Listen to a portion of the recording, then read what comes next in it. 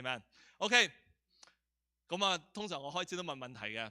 咁我想考下你咧，考下你哋嚇，睇下你對古埃及知道嘅嘢有幾多嚇？去旅行嗰班唔該，你睇下你答唔答到啦嚇。OK， 第一條問題，埃及咧，你咪見到牆上面有多圖畫嘅，有鷹啊，有象啊，有水啊，有人啊，又有啲眼睛啊咁樣啦嚇。嗱，你睇落去就唔知都唔知乜嘢嚟嘅。咁嗰啲圖畫咧就周圍都揾到喎，你石頭上面又揾到啦，喺牆壁又揾到啦。咁究竟嗰啲圖畫係乜嘢嚟㗎？地圖唔係地圖，嗰啲圖畫係乜嘢嚟㗎？係啦，象形文字嚟㗎 ，OK， 係一啲文字嚟㗎。所以你去到睇嘅時候咧，就估下咧，佢嗰啲圖畫想講啲表達啲乜嘢咯？知唔知啊？係象形文字。OK， 另外第二個問題啦，埃及出名係乜嘢啊？金字塔。咁你知唔知金字塔起嘅時候咧，大部分金字塔嘅前邊即係佢入口咧係對住邊個方向咧？東南西北。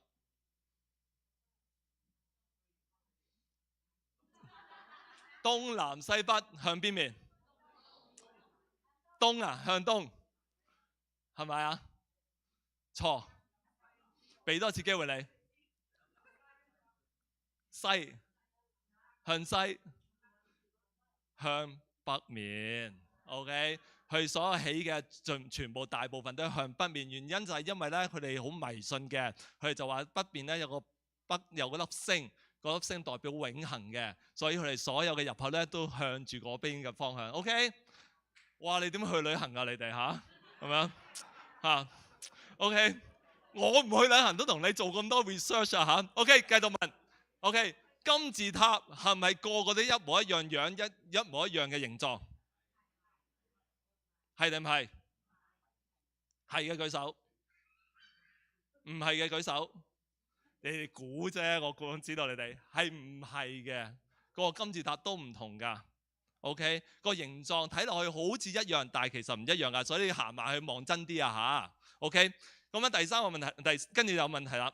金字塔究竟有幾多面 ？OK， 我俾你揀啦，3面定係4面定係5面定係8面？4面。4面係咪啊？4面係嘛？嗱，好多人咧就話金字塔有4面嘅，東南西北啊嘛，4面啦。底有啲人咧就話你唔計埋地下嗰塊㗎，咁啊計埋地下嗰塊5面啦。但係其實咧有啲金字塔係8面嘅喎。嗱，咁你去埃及嘅時候就睇下啦。嗱，遠睇未必睇到係8面嘅。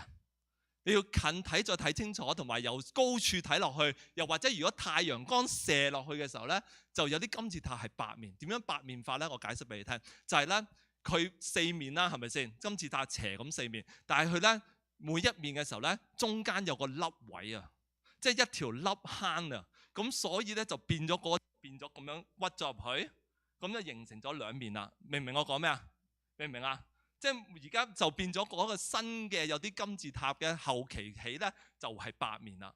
但係你遠睇睇唔到嘅，你要行近啲，或者啱啱陽光射得啱個位咧，你就會睇到佢有8面啊。OK， 咁你去嘅時候留意下咯。OK， 咁啊呢個問下你啊，埃及有幾多金字塔總數？大概啦，知唔知啊？有幾多？118至到138座。咁你今次去玩嘅時候唔該數晒俾我睇。OK 嚇 OK， 咁啊古埃及人咧就全部興剃光頭嘅。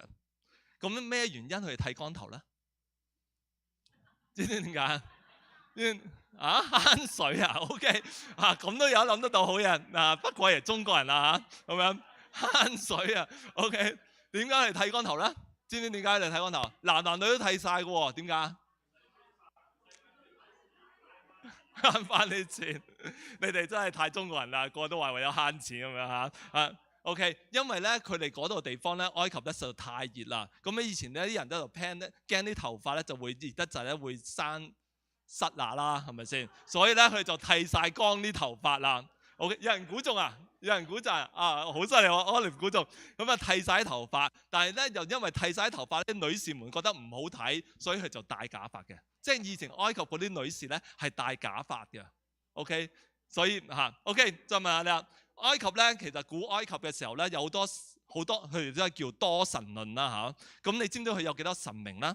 有幾多神明啊嚇？我俾你揀100以上、300以上、500以上、700以上、1000以上。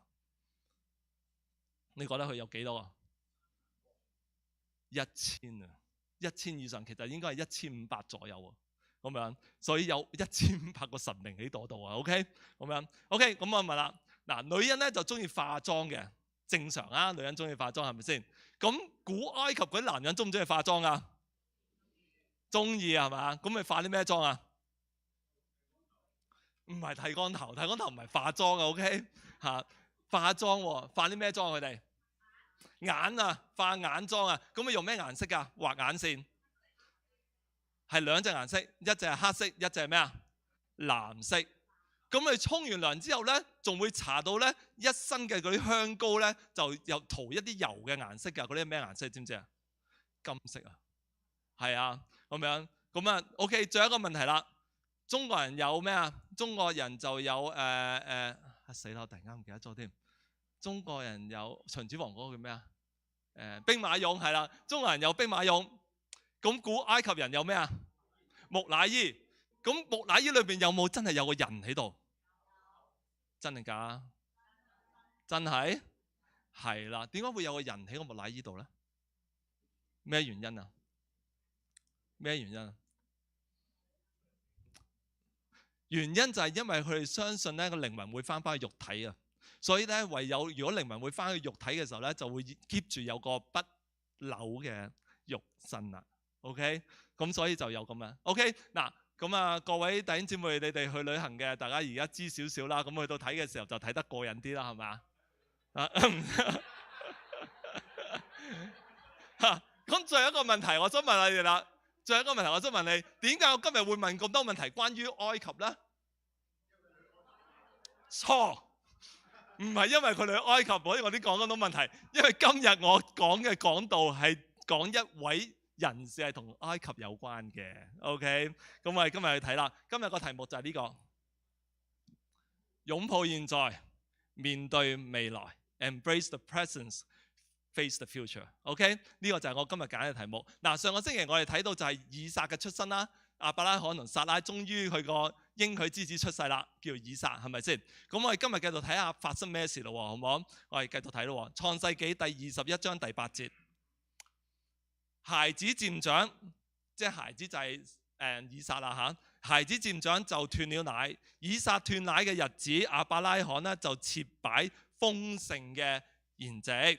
OK， 喺當時嘅習俗咧，佢哋通常咧初生嗰啲嬰孩咧到2-3歲，即係大概2-3歲嘅時候咧斷奶之後咧，佢哋就通常會大擺一個嘅筵席啊，去請飲、去慶祝嘅，表示咧點解要大擺呢個筵席去請飲咧？就係表示因為個仔係養得大，即係意思嗱講真一樣嘢，喺當時嚟講咧，你生個 BB 出嚟咧，真係唔代表你真係養得大㗎喎。OK， 咁所以佢到2-3歲嘅時候戒咗奶咧，就代表佢話都比較可以肯定啦，可以養得大，所以擺個筵席出嚟。OK， 咁啊其實中國人咧都有個文化係做啲乜嘢㗎？擺滿月㗎，係咪先？擺滿月酒，點知擺滿月酒係為咗乜嘢啊？中國人鬥利是啱，係咁辛苦生個仔女出嚟，唔攞翻不能呃你嘅，係咪先？好，阿峰真係坦白，我中意喜歡。OK。咁你諗住生多個啊？咁啊，其實咧都係希望咧細路仔成長，即係擺滿嘅酒就係大家一齊慶祝啦。希望細路仔就係成長可以有健健康康啦。咁你通常擺滿酒咧，通常會見到乜嘢啊？通常主人家會預備啲乜嘢㗎？滿嘅酒嘅時候，紅雞蛋喎，係咪先？我想問你點解紅色嘅？嗱，紅色係喜慶啦，係咪先？即係喜事啦，係咪？但係點解用雞蛋啊？有冇人知唔知道點解用雞蛋？生咗隻蛋啊！生咗隻蛋，咁我將個叉燒剪圓啲咯。生咗隻蛋係啦。點解用雞蛋咧？就係因為雞蛋嘅外形係圓㗎咁樣。OK，咁圓代表係完美啦，係咪先？咁同埋用雞蛋嘅原因就係咩？蛋生雞㗎嘛，雞跟住就咩啊？生蛋啊嘛。咁咧循環不息啦咁樣，所以咧就係話咧繼續強化添丁論，繼續係咁生。咁樣即係一代一代咁生落去，所以仲用紅雞蛋啦。咁同埋仲做一樣嘢嘅喎，滿月嘅時候仲做咩啊？唔係啊，係啱，呢個係啱嘅，係。但係滿月仲要咩啊？剃頭啊，剃頭髮啦，係咪先？剃頭髮原因係乜嘢啊？為咗咩啊？去除舊氣啦，即係除啲唔好嘅嘢啦，除去啲唔好嘅，重新開始啦。希望呢個步步有新嘅開始啦，係咪先？同埋咧，原來剃頭咧係為咗咩啊？希望個頭殼硬啲喎。係啊，係啊。你唔信我，你都信下我哋而家嘅 AI 啦，係嘛？係嘛？頭殼硬啲，聰明啲，漂亮啲，頭髮長出嚟又黑又密啲。OK，咁咧有啲人以前咧，佢哋嘅剃頭嗰啲頭髮咧係有啲咧係12日就剃嘅。有啲就1個月先剃嘅，有啲咧就揀24日剃，知唔知點解？點解揀第24日剃啊？知唔知道？24啊，諗下24孝啊，即係同佢剃咗第24日剃嘅時候，即係話呢個細路仔會好孝順啊。OK， 咁樣 OK 嗱，我哋中國人咧，其實同猶太人咧都有啲習俗都好相似嘅。咁我哋睇到咧，亞伯拉罕做呢個盛會咧，都係為咗同大家分享咧佢老來得子嘅喜悅啦。佢幾多歲有呢個仔啊？100歲啊，係咪先？可以係一個開心嘅係咪一個開心嘅日子先？係咪先？去慶祝喎，100歲生咗個仔，等咗咁耐啦，終於老來得子啦，真係好開心喎。但係我話俾你聽，開心唔係必然嘅。往往都有出人意料嘅事發生喎，就好似上海灘套電視劇咁樣，許文強喺教堂嗰一幕咁樣，估都估唔到。OK， 我哋繼續睇下發生咩事咯，係嘛？第21章第9節，當時撒拉看見埃及人邊個啊？夏甲給亞伯拉罕所生嘅兒子戲笑。OK， 大家記唔記得夏甲係邊個啊？記唔記得啊？如果你有繼續即係有睇開我哋呢套嘅亞伯拉罕的傳奇嘅時候，你會知道夏甲係邊個啦。嗱，如果你唔記得唔緊要，我好快話俾你聽。喺17年前嘅時候，亞伯拉罕86歲嘅時候，撒拉因為知道自己唔能夠為亞伯拉罕傳宗接代，所以佢就用自己嘅方法，用自己諗嘅方法去為亞伯拉罕安排一個女人為佢咩啊？生仔。OK。揾一個同佢生一個承繼人。OK， 咁撒拉咧就叫咗邊個咧？就叫咗佢個僕人啦，夏甲，係咪啊？就同亞伯拉講話，你娶我個僕人夏甲為妻啦，係咪啊？記唔記得？記得呢個故仔嘛？咁啊，亞伯拉罕都好聽老婆話嘅。聖經裏邊講話佢同佢係咁講，即係聖經裏面話講嘅嗰字眼咧，其實係咁講啊。所以亞伯拉罕好聽老婆話。如果唔係咧，亞伯拉罕夜晚就唔使瞓，因為撒拉一定喺佢側邊耳仔做咩啊？嫦娥。OK， 係啦，因為聖經裏面講係咁講。OK， 咁樣夏甲咧就即係亞伯拉罕就娶咗夏甲啦。咁啊夏甲咧就同亞伯拉罕跟住之後就有咗 BB 啦。咁跟住咧夏甲就點啊？就覺得自己好咩啊？好巴閉啦，因為咧有一個婢女直標做咗證人。肚裏邊嗰個 BB 佢就覺得應該係神應許嗰個啦，應許之子。咁啊，所以夏甲嗰陣時咧就睇唔起撒拉。OK， 睇唔起撒拉啦。跟住之後咧，撒拉咧就因此呢個原因咧，就成日俾夏甲咁樣睇唔起啦。咁啊，撒拉就頂唔順，咁佢就開始虐待夏甲。OK， 因為夏甲唔應該睇唔起我，所以就聖經裏面講話佢虐待夏甲喎。咁即係好似以前啲電視劇咁啦，即係虐待夏甲咁樣虐待佢，就係話你呢個女人，我叫你生仔唔係叫你搶老公啫。你係邊個啊？你係妹仔嚟咋，冇大冇細，係嘛？咁搣下佢啦，咁我相信係咁啦。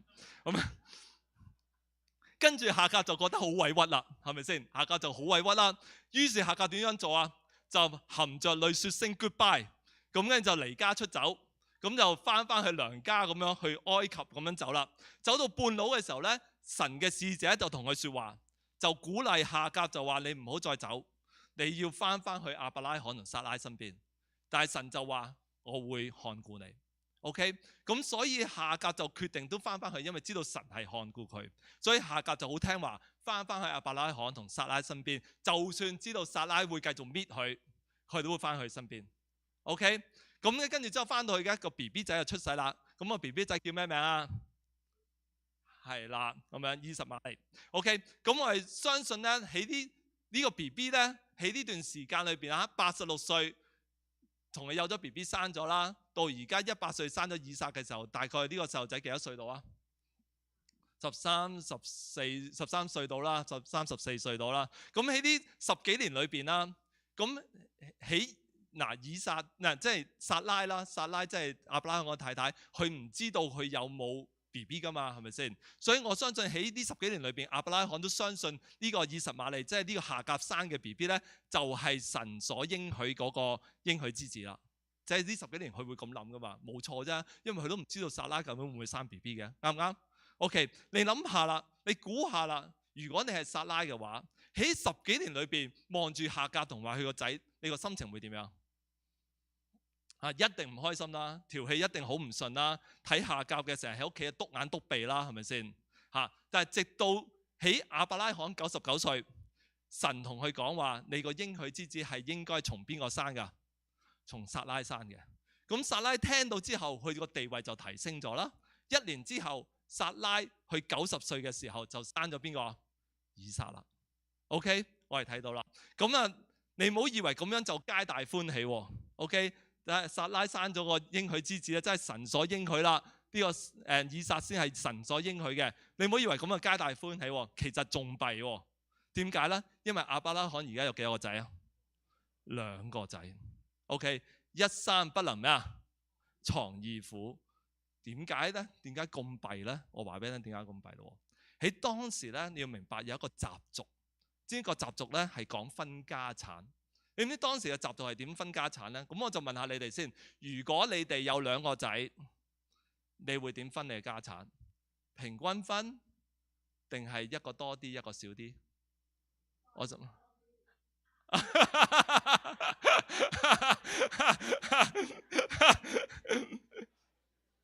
你會嗱？我問下你哋啊，你會點分啊？如果你屋企有2個仔，你會平均分一個多啲，一個少啲？定係點啊？問嗰句啦嚇嗱，咁啊，我就想俾你知道啦。嗱，以前分家產咧，即係嗰時候嗰時代個分家產就係點咧？大仔咧就得雙份，細仔咧就得1份。OK， 即係咧，咁我想問下你啦。咁究竟喺亞伯拉罕裏邊，邊個先係大仔啊？以實瑪利。邊個係細仔啊？以撒喎。但係邊個係應許之子啊？以撒啊，係咪啊？唔係以實瑪利啊，係咪？唔係夏甲生嗰個啊嘛，係咪先？嗱，但係如果照習俗嘅時候，邊個得雙份啊？以實瑪利。得單份嘅係以撒。如果跟住當時嗰習俗，啱唔啱？係咪啊？咁你如果你係撒拉嘅時候，你會唔會眼紅？會唔會啊？嗱，撒拉自己會諗啦。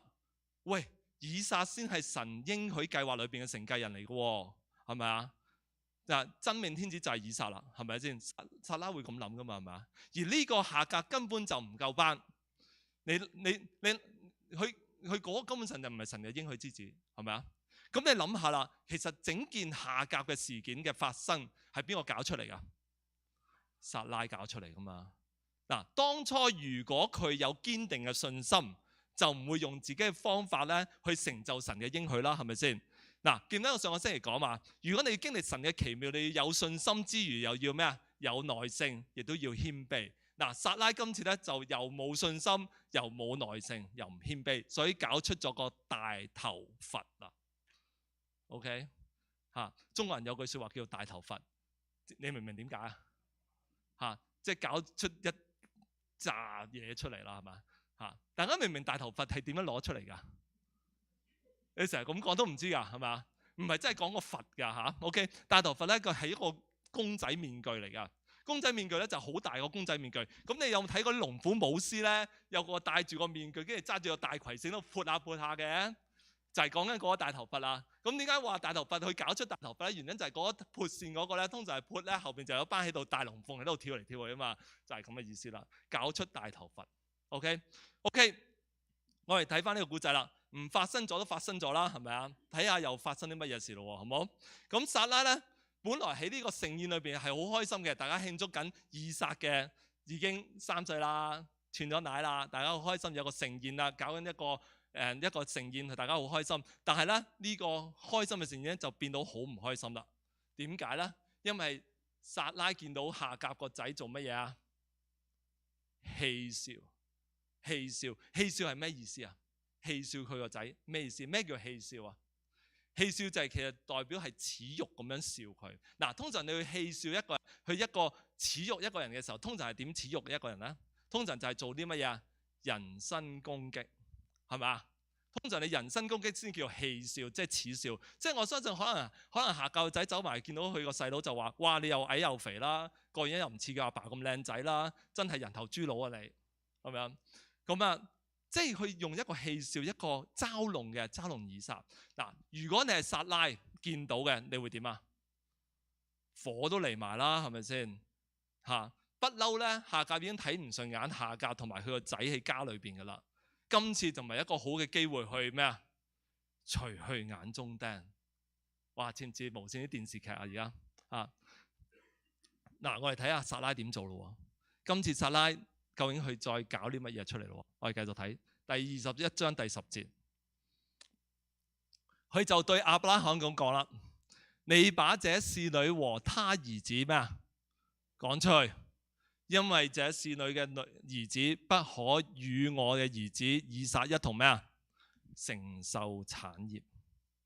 我想大家去留意有幾個字就係講出去啦。講出去係咩意思咧？喺呢度。講出去嘅意思咧，嗱，我俾簡單解釋俾你聽。大家有睇武俠劇㗎係嘛？係咪啊？如果武俠劇個師傅要逐你出師門，通常做啲乜嘢啊？佢逐你出師門嘅時候知嘛？廢你武功，係啦，啱啦，係咪先？逐你出師門啊嘛，梗係廢你武功啦，係咪先？唔通等你翻嚟再咩啊？報仇咩？係咪先？乜都冇晒啦，廢咗你武功先係嘛？講出去就係咁嘅意思。撒拉要求亞伯拉罕趕夏甲同佢仔走嘅，要亞伯拉罕趕佢走，就等於就話要 delete 佢哋 ，OK？delete 佢哋，我係用翻而家我哋撳個掣，消除佢哋 ，OK？佢哋乜嘢都冇晒啦，唔可以成為承繼人，乜嘢都唔可以有，係 delete 佢哋，就係咁嘅意思 ，OK？ 你認為撒拉係咪好絕啊？你覺得佢絕唔絕啊？你哋覺得佢好絕係嘛？但係實際話俾你聽，其實唔絕嘅。點解咧？點解唔絕咧？就係你要明白當時嘅習俗啦，同埋文化啦。其實呢樣嘢係好正常嘅，因為夏甲原本就係撒拉嘅邊個啊？僕人嚟噶嘛，婢女嚟噶嘛。論輩份啊嚇，邊個大啲？邊個啊？撒拉大啲噶，夏甲係細㗎，係咪先？所以佢係有權咁做，佢係有權咁做。再加上夏甲係外邦女子，佢係邊度人啊？埃及人啊，係咪？佢唔係本族人啊，佢唔係本族人，所以咧喺家裏邊更加冇地位。所以撒拉咁做，亦都係有合情合理嘅。而且你再咁睇，你再用另一個角度去睇啦，就係從撒拉嘅角度去睇嘅時候咧，嗱，你諗下，身為一個媽媽都係為咗保護個仔啫，係咪啊？做母親嘅邊個唔會偏幫自己個仔啊？我問下你哋，做母親嘅會唔會偏幫自己仔啊？會噶嘛，係咪先？係嘛？邊個唔偏幫啫？更何況撒拉知道自己冇可能再生多個出嚟噶啦，係咪先？所以佢偏幫個仔都係應份啦，係咪先？咁佢為個仔咩啊？想爭取嘅最好嘅嘢啫嘛，係咪啊？贏在起跑線，係咪啊？佢都係為咗咁樣做啫。咁我哋繼續睇個故事係點樣咯？咁樣亞伯拉罕又點做咯？21、11節。亞伯拉罕因他的兒子嘅緣故點啊？憂愁啦。嗱，亞伯拉罕今次聽到心情真係好差啦。點解佢憂愁咧？憂愁就係因為佢今次真係要同佢夏甲同埋佢自己個仔真係要咩啊？分離啦，好嚴重啊！呢個分離嘅就係話佢哋唔能夠再翻轉頭，唔能夠再翻嚟啦。嗱，你諗下喺亞伯拉罕嚟講，佢同個仔生活咗幾多年啊？起碼都有10幾年啦，係咪啊？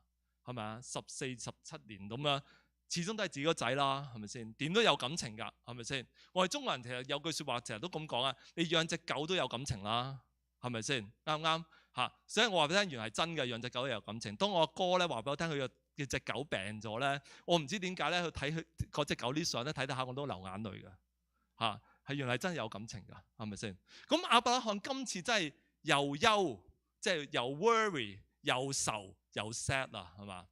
而且呢個憂愁呢個原文咧有個意思就話佢好不滿啊，唔滿意啊，佢對呢個撒拉同佢講嘅嘢好不滿，好唔滿意。OK， 所以佢憂又擔心又愁，唔知點算好。咁我哋睇下又發生點啦喎？21章12至13。神對亞伯拉罕說：你不必為這童子和你的侍女咩啊憂愁。凡撒拉對你講嘅話，你都該咩啊聽從，因為從以撒生的才要稱為你的後裔。至於侍女嘅兒子，我也必使他嘅後裔成為咩啊一國，因為他是你所生的。OK， 嗱，你可能覺得神喺呢度好似都好冇人情味，但係其實我哋再諗深一層，其實神喺呢度咧係想引導亞伯拉罕咧去從另一個 angle、另一個角度去睇呢件事啦。從另一個角度去睇，首先神要亞伯拉罕明白到一樣嘢，以撒先係神嘅計劃裏邊所應許嘅仔，啱唔啱？神想俾亞伯拉罕知道一樣嘢，要去明白呢樣嘢，所以夏甲個仔根本就唔係神嘅計劃嘅。OK， 佢嘅出身可以係話亞伯拉罕同埋撒拉闖出嚟嘅禍，佢哋嘅問題係咪啊？所以神同亞伯拉罕講得好清楚，撒拉生嘅以撒先係嗰個佢嘅應許之子。OK， 所以撒拉就算要求亞伯拉罕話要夏甲同佢個仔唔能夠承受呢個產業，都係冇錯嘅，因為夏甲個仔唔係神嘅計劃裏邊。OK。而且呢個亦都會帶出一個將來問題，兩個仔將來你一定要祝福嘅，祝福嘅時候你要祝福邊個啊？大嗰個，大嗰個一定多啲嘅。所以但係呢個都唔係神嘅計劃裏邊嚟噶嘛，係佢哋冇信心啫嘛，撒拉冇信心搞到呢個字出嚟啊嘛，係咪先？咁所以亞伯拉罕神就要亞伯拉罕今次決絕一啲啦，就為咗佢將來好，手掌又係肉，手背有肉啊嘛，係咪？將來有排搞啦，係咪先？決絕啲 ，OK。但係神亦都唔係對夏甲同佢個仔唔好嘅，因為神係有計劃，個計劃唔係咁無情，而係神去保證亞伯拉罕點啊？就係神都會祝福佢哋，而夏甲個仔都會成為咩啊？有一個國係從佢出嚟嘅。OK， 呢個一定係好大嘅祝福。你諗下，如果神同你講話，你會有個國喺你出嚟㗎，叫封國咁樣，係嘛？巴唔巴閉啊？神就同佢講：你唔好憂愁，因為我會眷顧佢哋兩個。咁亞伯拉罕佢要相信神啊，係咪先？神嘅信實，神講嘅嘢係牙齒當金使，係咪啊？咁所以亞伯拉罕佢個憂愁咪解決咗咯，係咪啊？咁啊，我哋睇到呢度啦。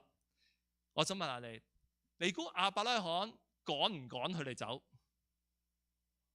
趕定唔趕？你覺得趕嘅舉手。如果你講亞伯拉罕趕，唔趕嘅舉手。OK， 咁唔舉手嗰啲係點啊？唔知點算好。OK， 唔緊要。OK， 14節，我哋睇下亞伯拉罕點做。亞伯拉罕清早起來，拿餅和一皮袋水，給了夏甲，搭在他的肩上，又把孩子交給他，打發咩啊？他走。夏甲就點啊？走了。喺別是巴嘅曠野走咩啊？迷了路。亞伯拉罕決定咗啦，俾一皮袋水佢，而嗰皮袋水就係好大嘅，係用個膊頭即係背脊咁樣擔起嘅，即係好多水。嗱，因為亞伯拉罕知道佢哋會走一段好長嘅路，嗱，喺當時咧，中東嘅地區咧，日頭咧係好熱㗎，而晚上咧就會涼。咁所以要有足夠嘅水先可以生存到喺嗰邊係咁走嘅，喺個曠野裏邊。所以而亞伯拉罕就係咩啊？俾佢一袋水，而嗰袋水好多，去搭上去。嗱，但係我想大家留意幾個字，就係話佢俾完佢之後，俾個仔交俾佢之後就咩啊？打發他走。我想大家留意呢4個字，打發他走係咩意思呢？原文意思就係話 You are on your own now， 即係意思就係話我同你之間已經冇再有關係啦。亞伯拉罕亦都意思就係話咩啊？我俾你自由 ，You are free to go anywhere， 你可以自由去邊度得。由而家開始，我哋各走各路，我哋兩個而家開始就係天各一方。OK， 就係咁嘅意思。夏甲帶住個仔就離開咗，但係好不幸地，夏甲同佢個仔點樣啊？喺個曠野裏邊點啊？迷咗路。弟兄姊妹，我想你停一停啦。你覺得夏甲慘唔慘啊？佢兩個係咪好慘啊？係嘛？係嘛？咁我哋睇下發生咩事咯，好唔好啊 ？OK， 15、16節，皮袋水用盡了，夏甲就把孩子撇在小樹底下，自己走開約有1箭之遠，相對而坐，說：我不忍見孩子死，就相對而坐，點樣啊？放聲大哭。慘唔慘啊？我哋呢度睇到一樣嘢，就係睇到一個好絕望嘅情景，飲晒啲水咯，迷咗路，啲水用盡，冇水飲啦，冇水飲，今次真係死人噶啦。而且我哋更加睇到一樣嘢，夏甲已經冇再有呢個求生同埋生存意志啦，係嘛？佢點樣做啊？佢放低個仔喺個樹底。我諗想佢放低個仔嘅時候，佢望住個仔，佢會諗乜嘢啊？呢個仔冇帶俾佢福氣，呢個仔反而帶俾佢詛咒。佢可能望住個仔咁諗：我搞成咁都係因為你啫嘛，係嘛？佢撇低個仔，佢放低個仔，唔要自己走去另外一邊。1箭之遠咧，就係話咧，1箭之遠知唔知幾遠咧？就係佢哋講嘅話，用個弓射之箭咁樣啦，嗰叫1箭之遠啦。意思唔係太遠，佢就坐低望住，佢又唔忍心，但係佢就自己喺度喊。OK， 真係好慘噶，無家可歸。我相信嗰時夏甲嘅時候，佢一定會咁諗：一夜之間，我一啲心理準備都冇，好地地喺度慶祝緊噶嘛。老公第2日就話唔要我，要我執包袱走人。大婆又憎到我入骨，我一個人又帶住個仔，乜嘢都冇晒。而家又冇水飲，我同我仔喺曠野裏邊，一個人影都見唔到，人生真係毫無意義。你話夏甲唔想死嘅，我就呃你啦，係咪先？係嘛？其實我覺得佢真係好可憐噶，佢俾人遺棄，佢嘅一生係咪就係咁樣玩完呢？佢活喺世上係咪只係路人甲乙丙丁，冇人會記得呢？佢嘅人生係咪一啲意義都冇呢？究竟佢哋兩個嘅結局係點樣呢？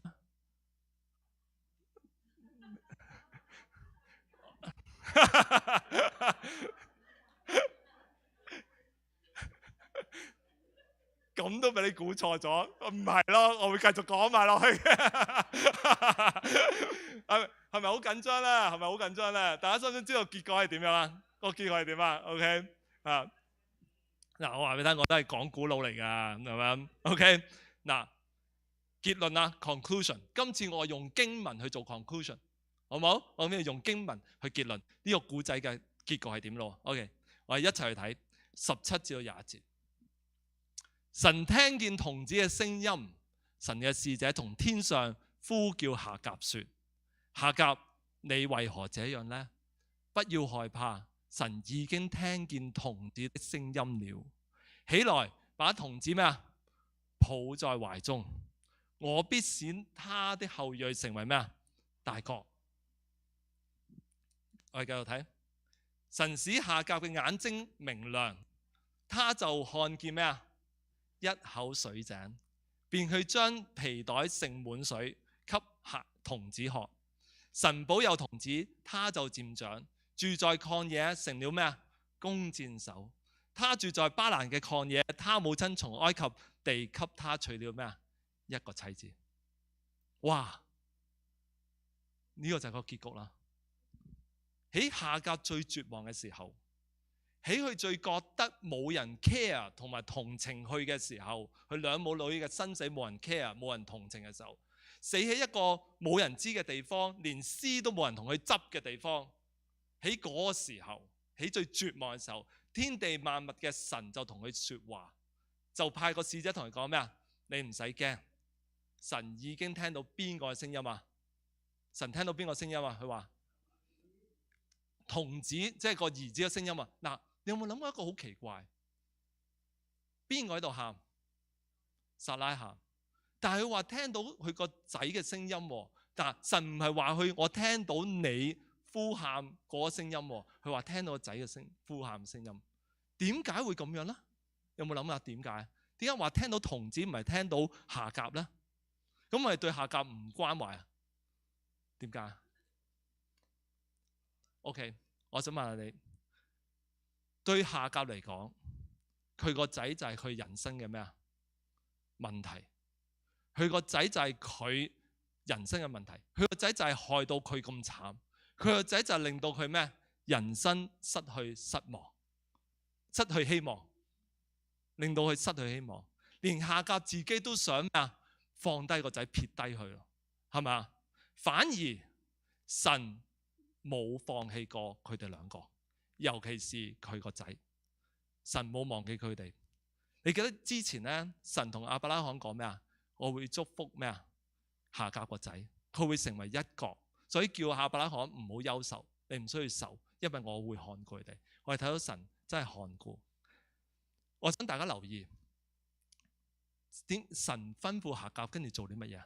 佢話聽到個仔嘅聲音，跟住吩咐夏甲做啲乜嘢？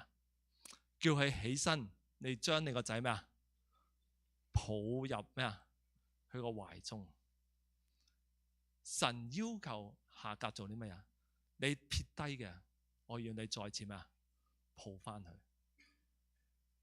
神喺度要夏甲要有重新有另一個新嘅 perspective， 一個新嘅 angle， 一個角度去睇佢個仔。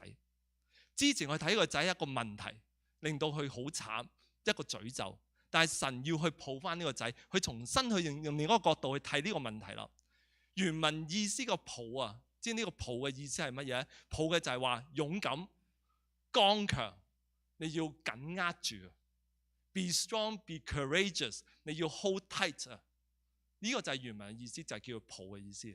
神要求夏甲去擁抱佢人生嘅問題同埋困難，要勇敢地抱入佢嘅懷中，唔係選擇咩啊？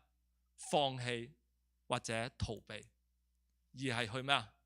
擁抱、接受，唔使怕。神要夏甲咩啊？積極嘅態度去面對，神能夠將佢嘅問題轉化為祝福，係嘛？逃避問題唔係解決問題。如果你勇敢面對嘅問題，先能夠咩啊？成長同埋變得更咩啊？堅強。神今次要夏甲重新嘅擁抱佢個仔，重新嘅去擁抱佢，重新嘅勇敢嘅去面對嘅問題同困難。唔單止係咁樣，神更加使到夏甲抱完之後，仲要見到乜嘢啊？突然間點啊？突然間去擘大眼、睜大眼睇清楚，睜大眼睇清楚。記得之前咧，夏甲同佢仔以為今次死梗啦，因為冇水飲啊嘛，係咪啊？但係神突然間令到夏甲可以睇到一樣嘢，睇到乜嘢啊？一口水井。嗱。夏甲跟住就裝滿啲水，跟住大家就飲啦，就繼續生存落去啦，係咪？唔使渴死。但係你諗下一樣嘢，呢個水井其實不嬲都喺度嘅。神唔係變個水井出嚟，呢度冇講話神變個水井出嚟，神就話令佢眼睛可以睇到。其實個水井不嬲都喺度嘅，神冇特登變佢出嚟噶。但係夏甲一直都睇唔到，因為佢容許佢自己嘅問題、佢嘅失望、佢嘅痛苦，容許佢嘅絕望，容許佢嘅死嘅念頭去充斥佢腦海當中，令到佢 overwhelm 到一個地步，佢好似沉淪喺個大海裏邊就係浸死咁樣啦，到一個地步連眼都睇唔清楚，就算有一個口水井喺佢身邊，佢睇唔到。但係神開咗眼睛，睇到呢個希望。原來呢個希望就係遠在天邊，就咩啊？近在眼前，一直等待佢去發現。神俾咗夏甲咩啊？睇到咩啊？睇到佢嘅將來，睇見咗希望，睇見人間有情，原來有神喺佢生命當中係 care about 佢，係看顧佢。弟兄姊妹啊，神係能夠祝福嘅，神係能夠賜盼望嘅，神係能夠賜你將來嘅。你相唔相信啊？相信嘛？而今日我嘅題目叫咩啊？擁抱現在，勇敢面對將來。弟兄姊妹啊，逃避人生嘅問題同困難唔係解決方法嚟嘅。其實每一個困難嘅環境裏邊，當我哋懂得去擁抱嘅時候，勇敢去面對，堅強去面對，神就喺嗰度就會祝福。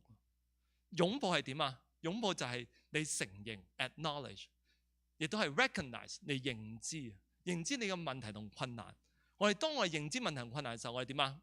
我哋向神禱告，唔係單單求神去釋放我哋，而係求神俾我有力量、有勇氣去面對。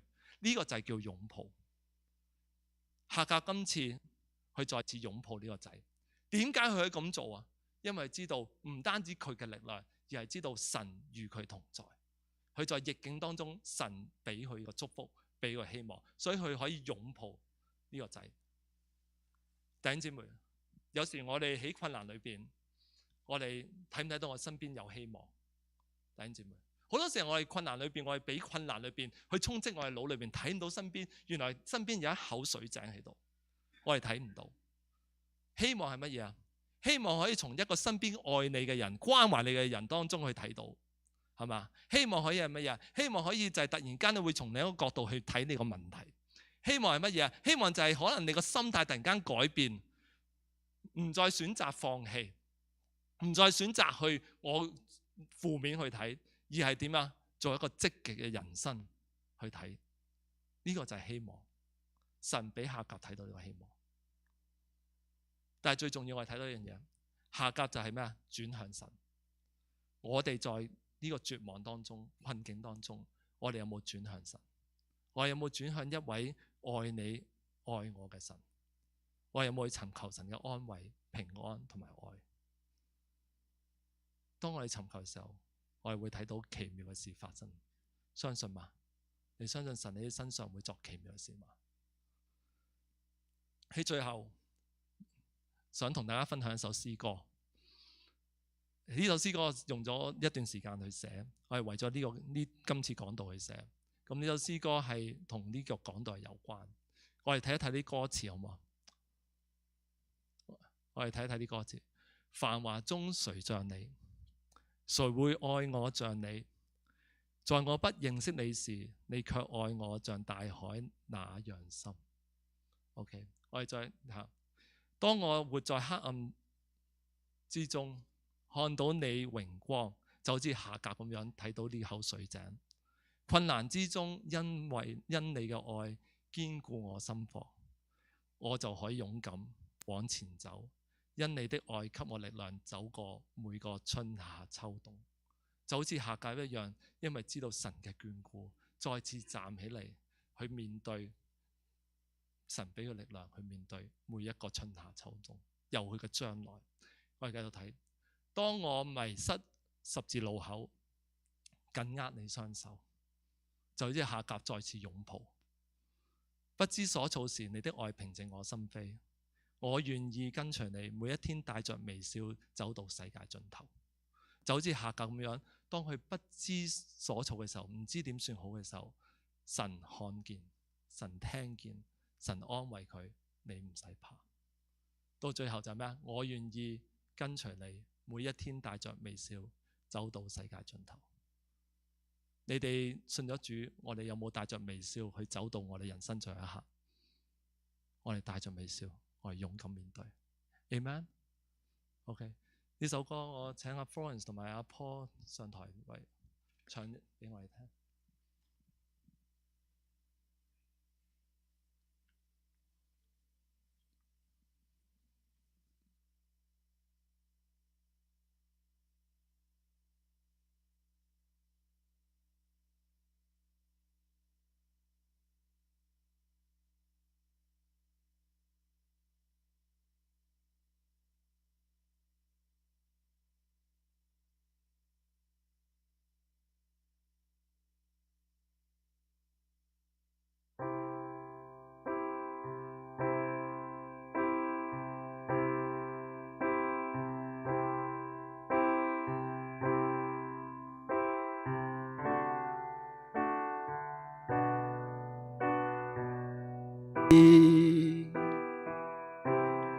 在我不认识你时，你却爱我像大海那样深。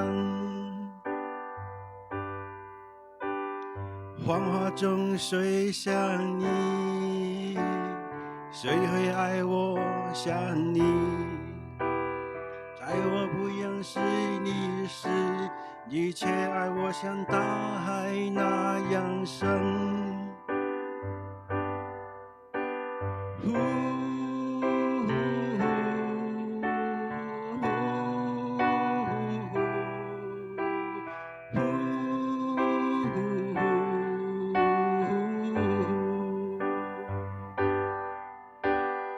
当我在黑暗之中看到你荣光，困难之中因你的爱坚固我心房，我勇敢往前走，因你的爱给我力量，走过每一个春夏秋冬。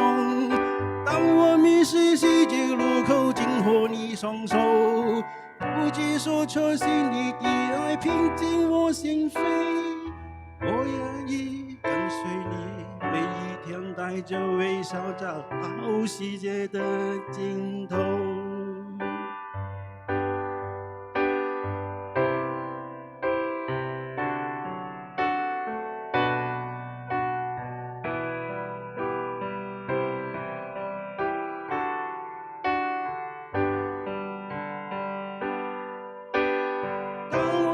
在黑暗之中看到你荣光，困难之中因你的爱坚固我心房，我勇敢往前走，因你的爱给我力量，走过每一个春夏秋冬。当我迷失世界路口，紧握你双手，不计所措，是你的爱平静我的心扉。我愿意跟随你，每一天带着微笑找到世界的尽头。我愿意跟随你，找到世界尽头，任你爱不会